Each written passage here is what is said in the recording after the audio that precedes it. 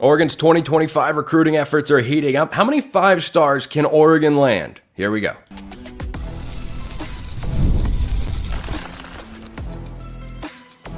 You are Locked On Ducks, your daily podcast on the Oregon Ducks, part of the Locked On Podcast Network, your team every day. Yes, it is that time once again for Locked On Ducks. I'm your host, Spencer McLaughlin. Thank you so much for making this your first listen or your first view of the day, part of the Locked On Podcast Network, your team every day, and your number one source to stay up to date with the Ducks. If you have not already, like, comment, subscribe, rate, and review, please, and thank you wherever you listen to or watch this show. Our Locked On recruiting insider, Brian Smith, is with me today, brought to you by our friends over at LinkedIn Jobs.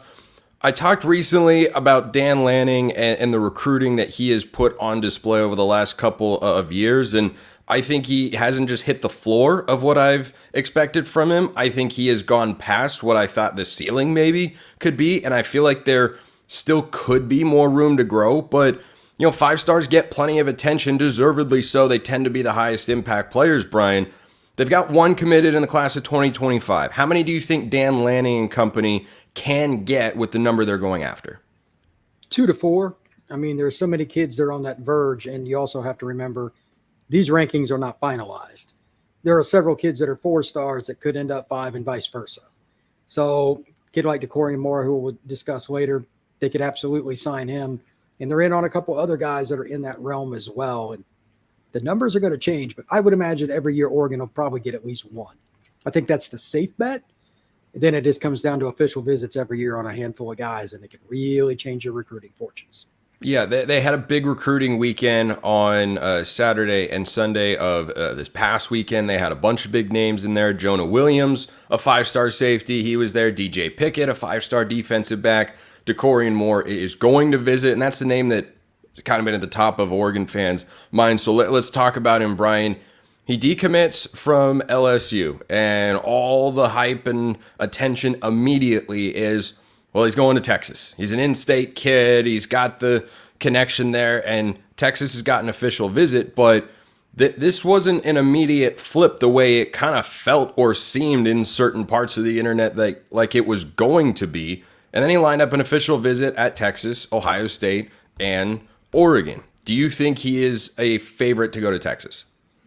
I don't put any stock in that at all. You got to remember, Texas has as many, if not more, fans than about any fan base there is. And that internet chatter is probably a lot of fans talking themselves into believing it. Based on what? Based on what statements? He doesn't exactly do a whole lot of interviews where he gives much. Those days are over. 5-star kids don't talk much anymore. I think that Texas is definitely in it, but 2 things. Number one, this is going to drag out towards signing day, like most 5-star kids. And if he's taking a trip to Ohio State, who recruits receiver better than anybody, that automatically gives me pause on naming somebody else the leader. And then Oregon is the school that nobody can ever predict because they recruit so many out-of-state kids, but they get them all the way out to Eugene. I would pump the brakes on Texas being this so-called favorite. And Ohio State has had a very strong reputation with wide receivers, as we all know. I feel like this year, their receiver room by their standards is not where it's been the last couple of years. It's still probably going to be one of the best in college football. They've got a young freshman, I think, whose name is escaping me. You probably know. Jeremiah Smith. That's a dude, as the kids say. Like that's a guy. He will be the best player in the Big Ten before the end of his freshman year, and it wouldn't surprise me. Like really, he's that good. Yeah. Well, he's a generational player. But that's the sort of player that Dakorien Moore is. And, of course, pairing those 2 guys together, that can be, kind of one of those old school receiver rooms. But, at Oregon, the opportunity to play in 2025 will also be readily available because Oregon's going to lose at least their top 3 receivers, maybe their 4th, depending on what Gary Bryant Jr. does. But, the other 5 stars that I've mentioned, DJ Pickett, Jonah Williams, it feels like Oregon has a better chance with Pickett right now than Williams. What's the latest that you've heard with those guys who were both on campus over the weekend? Pickett is just a kid that's been to Oregon so many times now. I kind of wonder if they're going to end up being one of the 2, because forever it was LSU or Miami that was rumored. Okay. Miami makes sense. His cousin just signed with Miami. It's closer. I get it. But they still got some things to prove on the field. LSU, one of their coaches, just came from Florida, has recruited Pickett forever. That's his guy. Okay, but they're terrible in the secondary. I mean, they're terrible. So unless something changes, I don't know how long that's going to last. And this is at least the third unofficial for DJ. I mean, at some point, like, is Oregon not one of the top two? Because like that's a cross country trip. So now I'm kind of to the point like, all right, well, they were an afterthought by many, but not what you say, what you do is my own phrase. 3 unofficials across the United States, and he still has more to come. So, or it wasn't an official. Did he make it one? Because if he did, then it changed. I think it was an official. I mean, there were a lot of people there, so I would guess an official, but I'm not certain on that. Okay, regardless, that's still the third trip at least this year, and I'm sure he's going to try to get back out to Outson in the fall. I mean, I would, if you want to see a great home atmosphere. Oregon's definitely top 10 conservatively. So again, 3 trips in the spring to Oregon. I don't think that they're outside the top 2 anymore. LSU, I think, is a team, like they lost Moore. I wonder what's going on there because I haven't heard anything with Pickett with LSU lately. This could end up a Miami-Oregon deal. One other kind of crazy recruiting angle I wanted to ask you about is a couple of quarterback names that have popped up on the Oregon recruiting radar. So Ryder Lyons is one. Brady Hart is another. Both blue chip quarterback prospects in the class of 2026. Brian, can we just start with the crazy, like, how good do you have to be for Oregon to know they want to offer you 2 years before you graduate? Like, these guys are only going into their junior seasons, right? That is correct. My answer will probably go against your tense right there. Seeing some of these, I've seen both those kids live. I'm not surprised. The quarterback play and the training that's going on in the country over the last 5 years to current day has completely changed. The guy that trains Brady Hart, he has conservatively 7 or 8 kids that are Power 5 quarterbacks just in the greater Central Florida, South Florida area. Now he's expanding out. It's Be True quarterback training. Balin Trujillo, he's a great guy. And there's guys like that. Like California's got the best forever. And you watch Ryder, like I got the chance to see him. He came down to Miami for the Under Armour event because he was on vacation when they had it in LA. So he just went to the one in Miami. He's got family in South Florida. And I'm like, this kid looks like he's a sophomore and junior in college with his motion, with everything he does, with every drill. He's seen everything. It's a no-brainer. He had an offer early to mid last year from just about every major Power 5 school before his sophomore year was over. So it's just the development has changed. There's nothing left to watch. And he's if you want to see what he looks like, go check out his Instagram. He's got a video where he's got his shirt off. He looks like a bodybuilder, or a model, because he has 0 body fats. He trains perfectly in every sense of the word. As a sophomore in high school, like he hasn't even started his junior year yet. It's still May. I don't know when they graduate over there, but he is a sophomore in high school, and he looks like he's already ready to play college football. Yeah, he's 6'2", 200 pounds, no body fat. Jeez. His motion is fluid, etc. Brady's similar. He's a little taller. He's 6'4", 6'5", a little lighter. But he's a freak athlete that plays for Cocoa, one of the best programs in the South. That just won state. He's a guy that's dominant too, and he's going to weigh 215, 220, and he throws it all over the field. He had 498 yards passing against St. Thomas Aquinas this last year, which is one of the top 5 to 10 programs in the country, and he annihilated them. So this is the new norm. If you do not offer kids as sophomores, you're in trouble. And to that point, there's a kid I know that's elite that's already committed to a school. It's going to be announced pretty soon from that same class. Once 1 or 2 drop, then we're going to see a domino effect by the end of summer with some of the kids in this class. Do not be surprised by that. That's the way recruiting is. And Oregon has always proven that they are willing to do whatever is asked. You allow NIL, Oregon's at NIL. You want facilities back in the day, they're going to build facilities back in the day. You want cool uniforms, Oregon did that kind of first. So not surprised that they're in that. It's just a crazy thing to think about that it's a couple years down the line. It does pose a thought that I want to ask Brian about. I got to stop giving myself tongue twisters right there. First, I want to ask you about eBay Motors. Have you checked it out? If not, you should. Passion, drive, and patience, the formula for winning championships, is also what keeps your ride or die alive. eBay Motors has everything you need to maintain your vehicle and level it up to peak performance. Superchargers, roof racks, exhaust kits, LED headlights, and more. Whether you're into speed, power, or style, eBay Motors has you covered. With over 122 million parts for your number one ride or die, you'll always find exactly what you're looking for. And with eBay Guaranteed Fit, your part is guaranteed to fit your ride every time or your money back, because with eBay Motors, you're burning rubber, not cash. With all the parts you need at the prices you want, it's easy to make your car the MVP and bring home huge wins. Keep your ride or die alive at ebaymotors.com. Eligible items only. Exclusions apply. eBay Guaranteed Fit only available to U.S. customers. So a couple of 2026 quarterback offers, Brian. Will Stein is the offensive coordinator and quarterbacks coach. Is going after these guys indicative of all that he intends to stick around for that long? Or is it just, that's what you do, you got to offer these guys, it's part of the process, and if you leave, then you leave? I think it's if you leave, then you leave, and you already had a relationship with them. It's more for their own good than it is the school. That's just the name of the game now, because when you get a phone call and your family may have to uproot and you may not like it, but the price tag's $500K more somewhere else, you're going to take it. Yeah. And as I've said forever, it is the person wearing the polo, not the name on the polo, that kids pick. So your goal is to get them to like you. I know schools and boosters, and they don't like hearing that, but everybody does the same thing. So it just is what it is. It comes down to money. As always, you throw money at it, money usually wins. And these coaches are going to try to put themselves in the best spot to get that star guy. Because, think of it this way. If you look back at the era that SC was good, early 2000s to late 2000s, they had 3 quarterbacks in a row that were top 5 picks or whatever. Norm Chow and those guys, that may never happen again. But if you just get one guy like that, then you can write your ticket for that $500,000 raise or $1 million raise, go from being a QB coach, etc.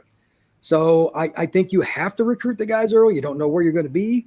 And especially if you're going to, take that bigger job, but at a smaller school, you have no shot with those kids unless you got an early relationship. You have none. Let's talk 2025 names here. Dakorien Moore is, of course, the biggest name Oregon is after. We talked about him earlier in the show. Has an official visit scheduled for the end of June. And before we get to the other names, just a quick question that I want to ask you on Moore here, Brian. Oregon's got the last visit. It's, I think, Ohio State, then Texas, and then Oregon at the end of June. I always would rather be, from a visit standpoint, either the first visit or the last visit. Do you think Oregon having the final visit there makes their chances greater in any way, shape, or form? Or is it just going to be a crapshoot, everyone makes their best pitch, and it'll come down to what Dakorien decides? I don't think either of those is accurate, because I don't think his decision will be made this summer whether he changes commitment or not. I think in a normal scenario, I completely agree with you. Signing day is when? December. Yeah.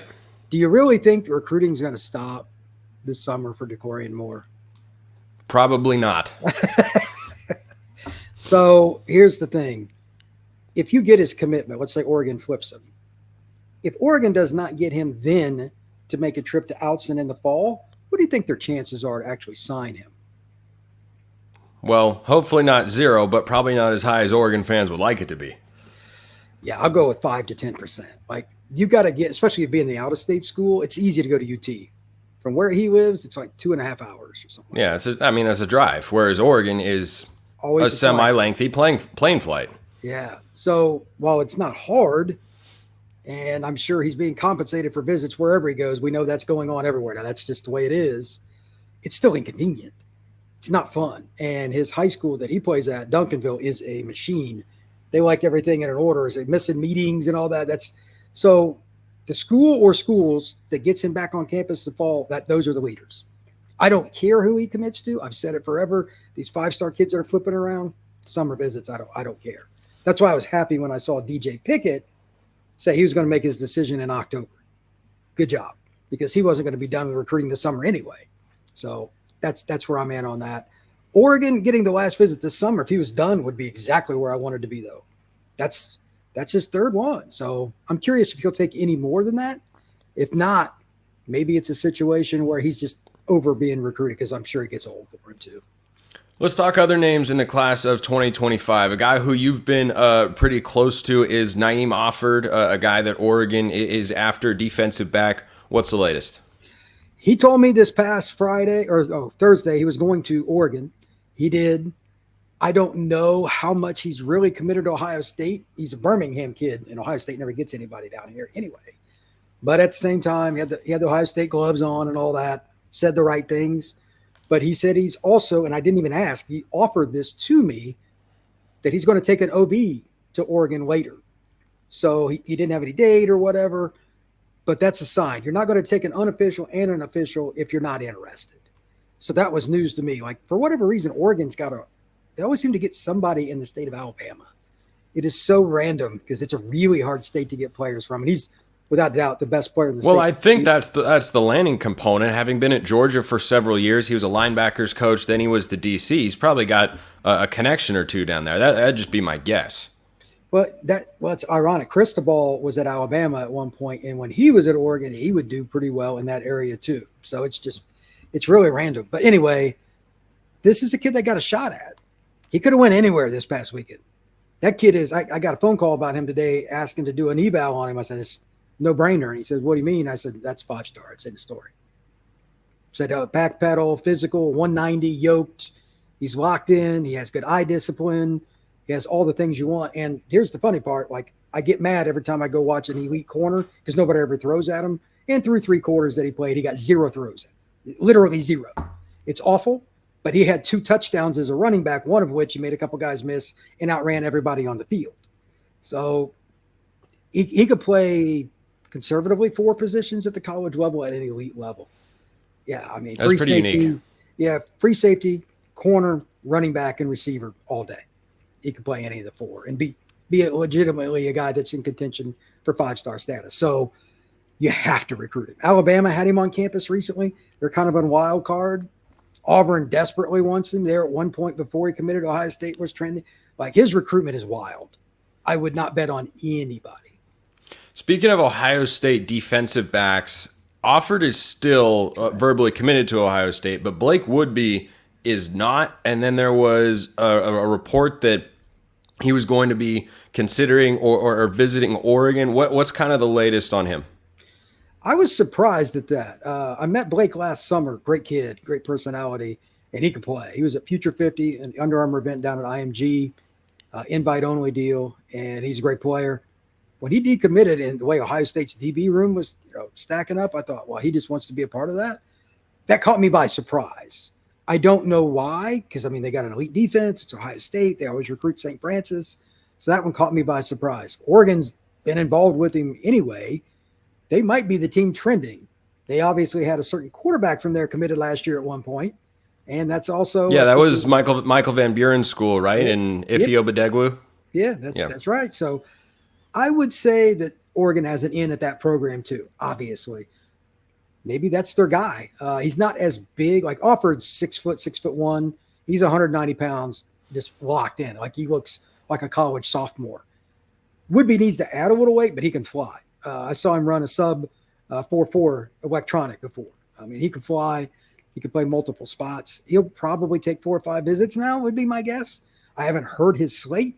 But again, this is kind of new news. It just happened recently, and Oregon's the first name that's kind of come up. Yeah, and there are still other names in this 2025 class. One more before we take a break. Justin Hill, defensive lineman, a guy that Oregon has been after. Good-looking football player. I am consider me a Justin Hill fan. Let's just say that. I'm on that train with you. 100%. Yeah. How good of a chance does Oregon have here? It's random because, like, he's a Cincinnati kid.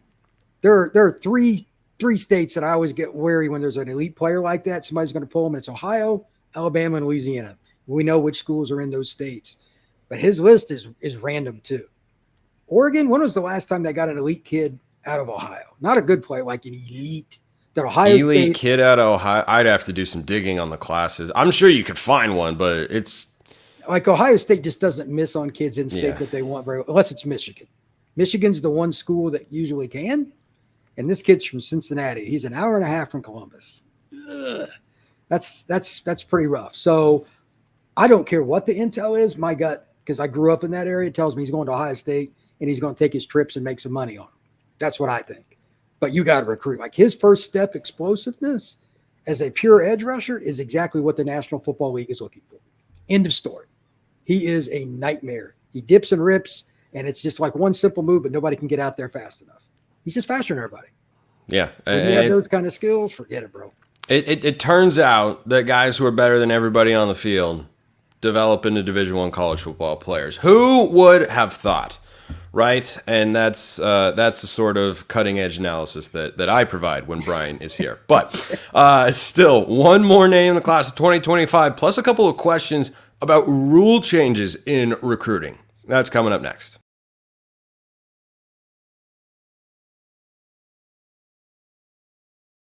Okay, last 2025 name I want to ask you about for now, Brian, is sort of a new one on Oregon's recruiting radar. Douglas U2, offensive lineman out of Bishop Gorman, I believe, down in Las Vegas. That and Liberty are probably the best two high schools in the greater Las Vegas area for producing a Division I blue chip talent, and U2 is a blue chip offensive lineman. And this is a position that we've talked about over the last couple of weeks on the show as, you know, one that Oregon is going to start picking up the momentum here. Why do you think U2 is the guy who's popping up on Oregon's radar in a big way right now? They have to recruit that school, first off. I mean, Bishop Gorman is as good a program as there is in the country. It's West Coast. I mean, it's no Bishop Sycamore, but, you know. I'm not going to make a comment on that either. We're just going to let that ride. That'd be 112-0. But anyway, it's just he's a power player that really kind of fits what Lanning wants to do. If you go watch U2's film, and they had last year, the year before, they had 3 Power 5 guys up front. I mean, it's a machine, but he is just the prototypical right tackle, not quite as big, but Maui Noah that signed with Miami, that Oregon and everybody recruited from IMG, started at 340 pounds as a freshman last year. That's what this kid is like. He just needs to add a little bit more weight to get to that, but he's 310 pounds, great feet.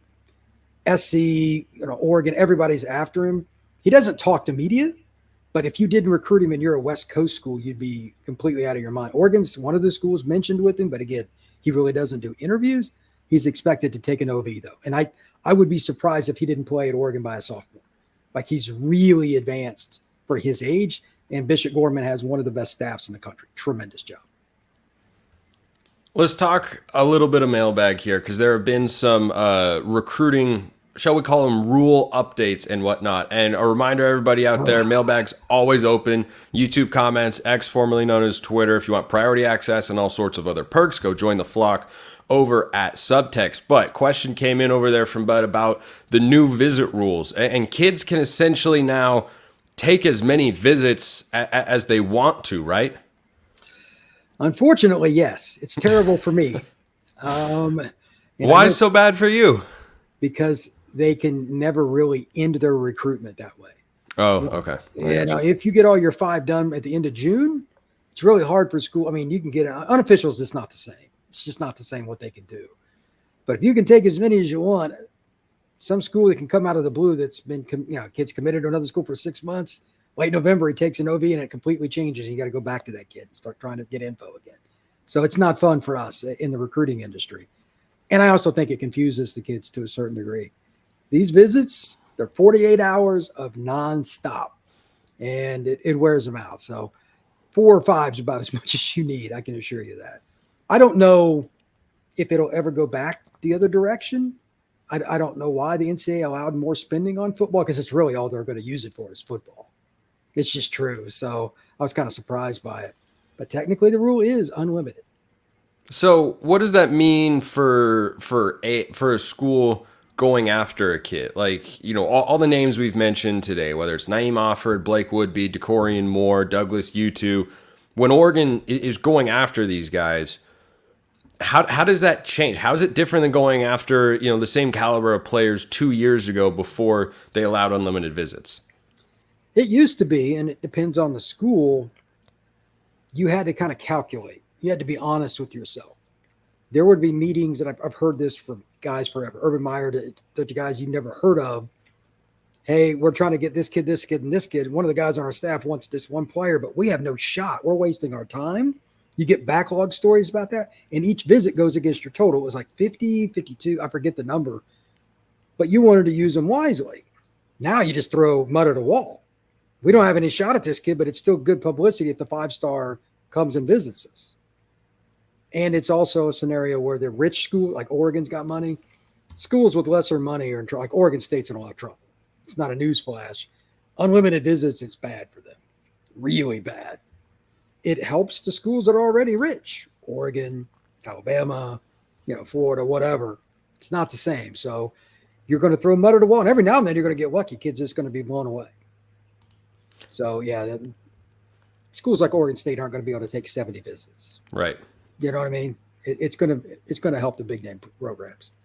Which is where most of college football is going. And thankfully, Oregon is one of those big name programs. But for a lot of other schools across the country, it is now even more of an uphill battle in a sport that was already designed to... Totally stacked against them. Yeah, Totally. yeah. I mean, in every professional sport, you have the worst teams getting to pick the best players. But in college, it's of course different. The best teams get to have the best players. It's why college sports are great. Well, it's why they're unique right now. Unique's the better word. Yes. Yeah, unique is the better word, because the greatness of college sports is rooted in a lot of things that are being ripped apart by decision makers in college sport. I talk about that a lot on Locked On College Football, and I do not care for many of the changes, including Oregon going to the Big Ten. Even though I fully recognize the benefits for the Ducks, I don't like it. I don't like that the Pac-12 is done, because I grew up with that conference. But anyway, last thing for you, Brian. Really interesting question here. Bud sent this one in as well. Top 3 pieces of advice you would give to the parents of a college football player who is considering entering the transfer portal. Well, it depends on how talented the individual is in the position. But those things aside, the things that I'm told by guys that are doing it, trainers, high school coaches that I'm connected to, hey, just so you know, I'm looking for a home. My guy that you knew last year is leaving school X. There's no such thing as I'm just leaving after year one because I'm not a dead set starter. And I know my phrase right there is falling on deaf ears. These kids have no patience. When you have no patience, the next group of coaches, more often than not, unless you're just an elite player, and I mean elite, they don't want you.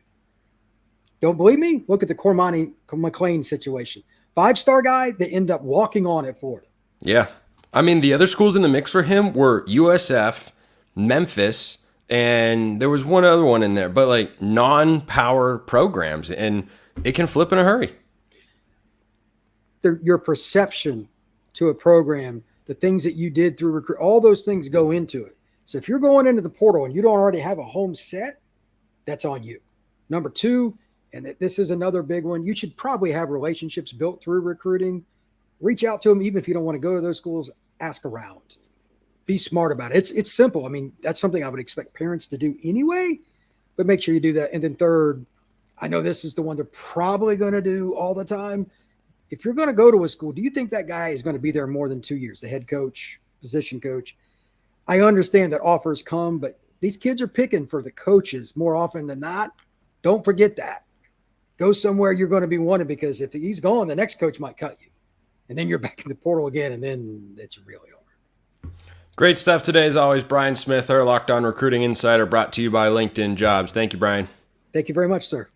Appreciate everyone listening. I will see you next time. Have a wonderful rest of your day, and go Ducks.